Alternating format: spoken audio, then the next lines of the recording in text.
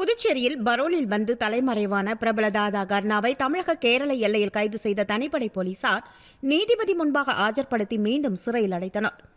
புதுச்சேரி முதலியார்பேட்டை அனிதா நகரை சேர்ந்த பிரபல தாதா கர்ணா கொலை வழக்கு ஒன்றில் ஆயுள் தண்டனை பெற்று காலாப்பட்டு மத்திய சிறையில் அடைக்கப்பட்டிருந்தார். நன்னடத்தை விதியின்படி தனக்கு விடுதலை கோரி கர்ணா மனு தாக்கல் செய்திருந்தார். அதனை புதுச்சேரி அரசு ஏற்கவில்லை. இந்நிலையில் அவர் தனது மனைவிக்கு உடல்நலம் சரியில்லை என்பதை கூறி பரோலுக்கு விண்ணப்பித்திருந்தார்.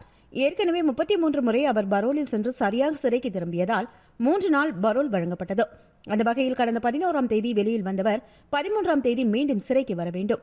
ஆனால் கர்ணா திரும்பாததை அடுத்து முதலியார்பேட்டை காவல் நிலையத்தில் மத்திய சிறை கண்காணிப்பாளர் தரப்பில் புகார் ஒன்று அளிக்கப்பட்டிருந்தது. போலீசார் விசாரணையில் ஈடுபட்டபோது கர்ணா தனது குடும்பத்துடன் தலைமறைவானது தெரியவந்தது.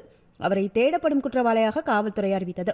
இந்நிலையில் அவரது நெருங்கிய உறவினர்களும் நண்பர்களுமான 3 பேரை போலீசார் கைது செய்து விசாரணை நடத்தினர். இதனிடையே முதலியார்பேட்டை அனிதா நகரில் உள்ள கருணாவின் பூட்டிய வீட்டை நீதிமன்ற அனுமதியுடன் போலீசார் சோதனையிட்டனர். கர்ணாவின் நெருங்கிய கூட்டாளிகள் அளித்த தகவலின் அடிப்படையில் தமிழக கேரளா எல்லையான ஒத்தக்கால் மண்டபம் என்ற பகுதியில் மறைந்திருந்த கர்ணாவை சிறப்பு படை போலீசார் தலைமறைவான 4 நாட்களுக்கு பிறகு கைது செய்தனர். தொடர்ந்து கர்ணாவை இன்று அதிகாலை புதுச்சேரிக்கு பாதுகாப்புடன்